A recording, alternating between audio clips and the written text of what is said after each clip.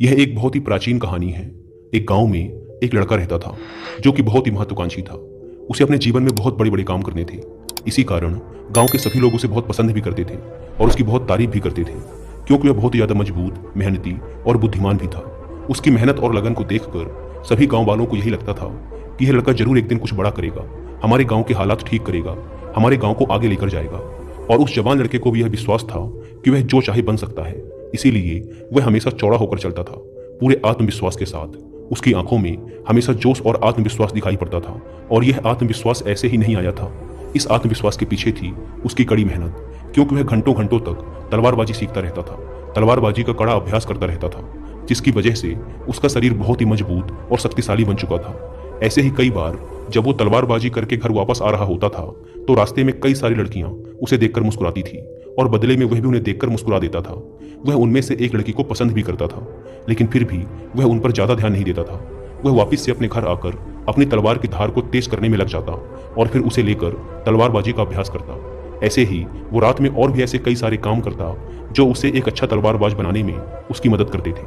अब यही उसका नियम बन चुका था। ऐसे ही एक अंधेरी रात को वह लालटेन जलाकर अपनी तलवार को तेज कर रहा था। तभी अचानक उसे पीछे से एक धीमी सी आवाज सुनाई पड़ने लगी। यह आवाज उसका नाम पुकार रही थी। लड़का जैसे ही यह आवाज सुनता है वह तुरंत तलवार लेकर खड़ा हो जाता है हमला करने के लिए। लेकिन जैसे ही वह मुड़ता है वह देखता है कि वहां पर कोई इंसान नहीं है, बल्कि सफेद और लाल रंग की कोई चीज हवा में उड़ रही होती है। यह सफेद और लाल रंग की उड़ने वाली चीज एक आत्मा होती है, जिसे आप भूत भी कह सकते हैं। यह आत्मा देखने में बड़ी अजीब थी, क्योंकि ना तो यह स्त्री जैसी लग रही थी और ना ही पुरुष जैसी, ना ही खुश ना ही उदास। बड़े ही अजीब हाव भाव के साथ वह हवा में उड़ रही थी और उड़ते उड़ते ही वह बोलती है, मैं दिखाने वाली आत्मा हूँ। उस लड़के को यह बात समझ नहीं आती, लेकिन वह डरता भी नहीं है और तलवार उठाकर पूछता है, तुम कौन हो और तुम्हें क्या चाहिए? आत्मा कहती है, मुझे कुछ नहीं चाहिए, मैं बस तुम्हें अपनी ताकत दिखाना चाहती हूँ। मैं दिखाने वाली आत्मा हूँ, मैं तुम्हें वो सब कुछ दिखा सकती हूँ जो तुम देखना चाहते हो। आत्मा की यह बात सुनकर लड़के को थोड़ा आश्चर्य होता है, पर क्योंकि यह इतनी अजीब घटना घट रही थी इसीलिए उसने थोड़ा उत्साहित होकर आत्मा से पूछा, क्या तुम मुझे कुछ भी दिखा सकती हो? तो ठीक है, तो मुझे इस दुनिया की सबसे महंगी तलवार दिखाओ जो सोने और हीरे जवाहरातों से बनी है। यह सुनते ही वह आत्मा फूंक मारकर एक छोटा सा बादल बनाती है, जिसके अंदर उस लड़के को वह चमकदार तलवार दिखाई देने लगती है जो पूरी तरह से सोने से बनी थी और उस पर हीरे जवाहरात जड़े हुए थे, जिसे हाथ में लेकर एक योद्धा तलवारबाजी का अभ्यास कर रहा था।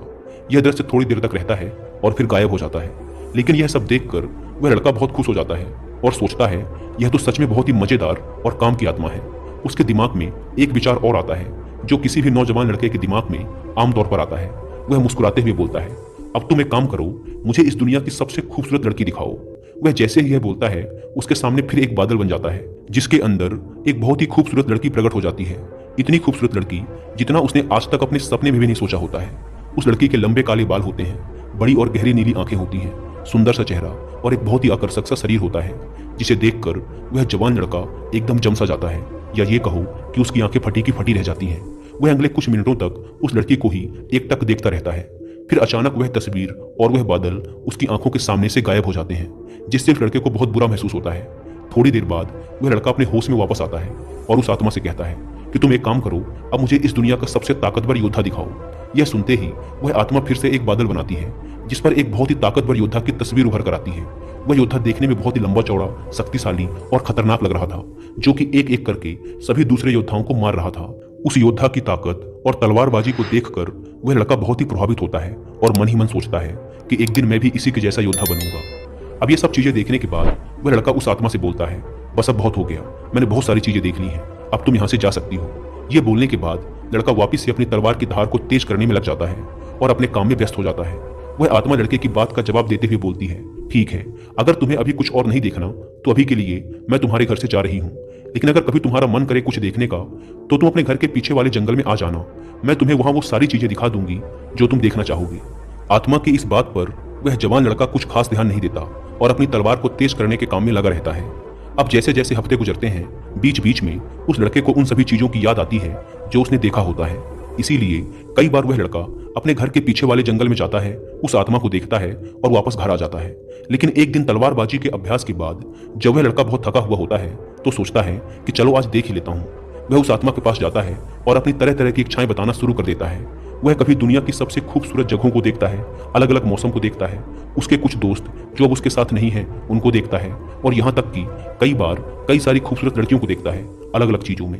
इस तरीके से हफ्ते महीनों बदल जाते हैं और कुछ ही महीनों बाद इस लड़के में बदलाव आने लगता है। जहां पहले ये लड़का घंटों घंटों तक तलवारबाजी का अभ्यास करता था, अब वह रोज 1 घंटा पहले ही घर वापस आने लगा था। कुछ दिनों बाद उसने उस आत्मा को भी अपने घर में ही बुला लिया था, जिसके बाद से वो आराम से जब चाहे और जितना चाहे चीजों को देख सकता था। पहले ये चीजें 1 घंटे पहले हुई, फिर धीरे धीरे वो लड़का इतना आराम पसंद हो गया कि वह 2 घंटे पहले आने लगा, फिर 3 घंटे। वो कई बार जल्दी घर आकर आत्मा से बोलता, मुझे दिखाओ कि अच्छे योद्धा कैसे लड़ते हैं, और फिर धीरे धीरे यह उसकी आदत बन गई। वह रोज अलग अलग योद्धाओं को लड़ते हुए देखता, उनकी लड़ाई का आनंद उठाता और सोचता कि काश मैं भी एक दिन ऐसा बनूं। ऐसे ही धीरे धीरे उसमें बहुत से बदलाव आने लगे। अब जब वो तलवारबाजी का अभ्यास करके घर वापस लौटता और लड़कियां उसे देखकर हाथ हिलाती, तो अब वो उनकी तरफ देखता तक नहीं था, उन्हें पूरी तरह इग्नोर कर देता, क्योंकि अब उसने इतनी सुंदर सुंदर लड़कियां देख ली थी कि अब वह सोचने लगा था कि काश उसे भी एक दिन कोई ऐसी लड़की मिले, और जिस दिन उसे ऐसी लड़की मिल जाएगी वह उससे ही शादी करेगा और उसी के साथ रहेगा जिसके वह लायक है। कई बार वो आत्मा से लड़ाइयां दिखाने के लिए कहता, जो उस समय दुनिया भर में चल रही थी। वह उन्हें देखता, उनमें से किसी एक को अपना हीरो बना लेता, उसके लिए चीयर करता, तालियां बजाता, और अगर उसका हीरो हार जाता तो वह उसके लिए दुखी भी होता। उसके बाद वह किसी दूसरे को अपना हीरो बना लेता, उसकी लड़ाई देखता और उसके लिए चीयर करता। अब ये सब चीजें करने में उसे बड़ा आनंद आने लगा था। उसे इतना मजा आने लगा था कि अब उसने अपने तलवारबाजी के अभ्यास का समय एकदम ना के बराबर कर दिया था, और अब तो वो घर आकर अपनी तलवार को धार भी कभी कभार ही देता था। और कुछ महीने बाद तो उसने अपनी तलवार को तेज करना पूरी तरह से छोड़ ही दिया। कई साल बीत गए और उसकी तलवार ऐसे की ऐसे ही पड़ी रही, जिसमें धीरे धीरे जंग लगने लगी, लेकिन उसे कोई फर्क नहीं पड़ रहा था, क्योंकि उसे मजा आ रहा था। वो जो चाहे जब चाहे देख सकता था और खुश हो सकता था। लेकिन जैसे जैसे समय बीतता गया, ऐसा नहीं था कि उसे सिर्फ मजा ही आ रहा था। अब धीरे धीरे उसे दूसरे बड़े योद्धाओं से जलन भी महसूस होने लगी थी, क्योंकि वो उनको देखता और फिर अपने आप को देखता तो उसे बहुत दुख होता, क्योंकि अब वह बहुत कमजोर हो चुका था, जबकि दूसरे बहुत ताकतवर थे। एक समय बाद उसे ऐसा लगने लगा कि अब वह कभी एक महान योद्धा बन ही नहीं सकता, और दूसरे जो बन रहे हैं वो उससे अलग हैं, उनमें कुछ खास बात है, उनके पास ऐसी बहुत सारी चीजें हैं जो उसके पास नहीं है, इसीलिए वो कभी एक अच्छा योद्धा बन ही नहीं पाएगा। तो अब तक वो जिन लोगों को अपना हीरो मानता था उनसे ही ईर्ष्या करने लगा, उन्हें गाली देने लगा, उनमें कमियां निकालने लगा, यहाँ तक कि अब अगर वो कभी दौड़ने भी जाता तो अच्छे से दौड़ भी नहीं पाता था। उसका शरीर बहुत भारी हो चुका था, उसे अपनी तलवार और ढाल का वजन भी भारी लगने लगा था। उसकी फुर्ती, चपलता और तलवारबाजी का कौशल भी खत्म होने लगा था। ऐसे ही कुछ साल और बीत गए और अब उस लड़के ने अपने बड़े बड़े सपनों को छोड़ दिया। अब उसे योद्धा नहीं बनना था, अब वह सिर्फ उस आत्मा की सहायता से बार बार कोई न कोई युद्ध देखता और उनमें ही जंग लड़ने की कोशिश करता। यहाँ तक कि अब वो 30 साल से भी ऊपर का हो चुका था, अकेला, अपने जीवन से परेशान, लक्ष्यहीन, और उसके जीवन में कुछ अच्छा था भी नहीं। एक रात जब वह अपने कमरे में बैठा हुआ था और जैसे ही रात के 12 बजे तो कोने में वह जो आत्मा बैठी हुई थी वह अचानक जोर जोर से हंसने लगी। उस आदमी ने उसे देखा और चौंक गया। पिछले 10 सालों में आज तक उस आत्मा ने अपनी कोई भी भावना प्रकट नहीं की थी। वह बस एक गुलाम की तरह चुपचाप उसकी हर एक बात मानती चली आ रही थी, लेकिन आज वो हंस रही थी। और आज 10 साल बाद उसने कुछ ऐसा कहा जिसे सुनकर वह आदमी एकदम हक्का बक्का रह गया। उस आत्मा ने कहा, अब मेरा काम यहाँ खत्म हो चुका है, मेरा मकसद पूरा हो गया। डरे सहमे उस आदमी ने पूछा, यह तुम क्या कह रही हो? यह सुन वह आत्मा फिर जोर से हंसने लगी और कहा, अब मुझे वो रहस्य बता ही देना चाहिए जिसे पिछले 10 सालों से मैंने तुमसे छुपा कर रखा था। असल में मैं एक शैतान हूँ, मैं इस दुनिया की सभी बुराइयों की जड़ हूँ। आज रात इस गांव में एक राक्षस हमला करेगा और भविष्यवाणी में यह बताया गया था कि तुम उसी राक्षस को हराने के लिए पैदा हुए थे। तुम इस दुनिया के सबसे महान योद्धाओं में से एक बन सकते थे।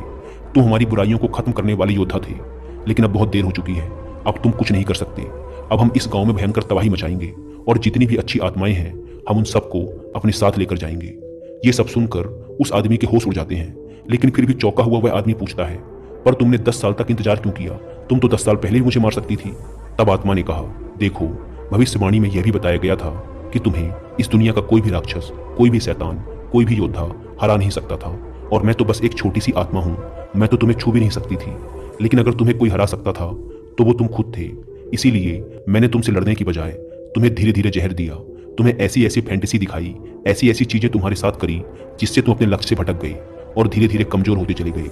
आज तुम इतने कमजोर आदमी बन चुके हो जो ना तो अपनी रक्षा कर सकता है और ना ही इस गांव की। यह सुनते ही उस आदमी का दिमाग एकदम हिल गया, उसे जोर का सदमा लगा, उसके पेट में दर्द चालू हो गया, इतना दर्द कि वह वहीं जमीन पर गिर पड़ा। पर फिर धीरे धीरे दर्द में कराहते हुए उसने कहा कि क्या उन खूबसूरत लड़कियों को मैं फिर से एक बार देख सकता हूँ? इस पर उस शैतानी आत्मा ने हंसते हुए कहा, हाँ हमेशा, लेकिन सपनों में। दोस्तों, ये कहानी पूरी तरह से हमारे आज के समय में भी फिट बैठती है और अब तक आपने समझ भी लिया होगा कि आज के समय में हमारे लिए वो शैतान, वो डेविल कौन है। Internet, social media, porn, drugs और ऐसे बहुत से एडिक्शन जो आज की यंग जनरेशन को लगातार वीक और पर्पसलेस बनाते जा रहे हैं। हर एक इंसान जिसने अपने बचपन में कुछ सपने देखे थे वो उन सपनों को काफी हद तक पूरा कर सकता है, लेकिन जैसे जैसे वह बड़ा हुआ उसे आराम की लत लग गई, बिना मेहनत के चीजों को पाने की आदत पड़ गई, काम को टालना उसकी आदत बन गई। उसने ऐसे ऐसे एडिक्शन पाल लिए जिसने उसे उसके लक्ष्य से भटका दिया। इसीलिए वह बड़ा तो हुआ लेकिन उसके सपने छोटे होते गए और अंततः उसने अपने ड्रीम्स को गिव अप कर दिया। आज के समय में इंसान का जीवन इतना आसान हो गया है जितना पहले कभी नहीं था। आज वह इंटरनेट के थ्रू जो चाहे जब चाहे देख सकता है और खुश हो सकता है। उसे इसके लिए कोई मेहनत नहीं करनी पड़ती। आजकल डेली नीड्स की चीजें भी बहुत ही आसानी से उपलब्ध हैं, जिसके लिए पहले इंसान को काफी शारीरिक मेहनत करनी पड़ती थी। आज का मैन जो वो बनना चाहता है उस काम को और उसके रिजल्ट को इंटरनेट पर बड़ी ही आसानी से देख सकता है और खुश हो सकता है, जिससे उसके दिमाग को सस्ता डोपामिन मिल जाता है। अब क्योंकि दिमाग को उस रिजल्ट का डोपामिन मिल चुका है, इसीलिए वो उस इंसान को उस रिजल्ट को रियल लाइफ में हासिल करने के लिए पुश नहीं करता। इसके बजाय वो और सस्ते डोपामिन की तलाश में इंसान को ऐसे ही और चैलेंजेस को इंटरनेट पर देखने और उसके लिए खुशी मनाने के लिए मोटिवेट करता रहता है, जिससे इंसान इस फेक हैप्पीनेस हार्मोन का आदी हो जाता है और रियल लाइफ में चैलेंजेस को फेस करने से भागने लगता है, जिससे आज के मैन का testosterone level, muscularity and toughness लगातार नीचे गिर रहे हैं, जिससे वो लगातार वीक और पर्पसलेस बनता जा रहा है। इसीलिए ये जरूरी है कि हम अपनी इस फेक और वर्चुअल दुनिया से बाहर आकर रियल लाइफ में चैलेंजेस लें और उन्हें पूरा करें। लेकिन इसमें सबसे जरूरी चीज है फोकस। बिना फोकस के किसी भी लक्ष्य को हासिल नहीं किया जा सकता। तो जरूरी है कि हम हर तरह के एडिक्शन से अपना ध्यान हटाकर अपने काम पर लगाएं। लेकिन आजकल की दुनिया में इंटरनेट से डिस्ट्रैक्ट हुए बिना रह पाना लगभग असंभव है। इसीलिए जितना हो सके खुद को हर तरह के डिस्ट्रैक्शन से दूर रखकर अपने लक्ष्य पर फोकस करने का प्रयास करो, क्योंकि डिस्ट्रैक्शन हमारे सपनों को बस सपना बनाकर छोड़ देता है। दोस्तों, उम्मीद है कि आपको इस वीडियो से कुछ सीखने को मिला होगा और वीडियो में यहाँ तक बने रहने के लिए आप सबका बहुत बहुत धन्यवाद।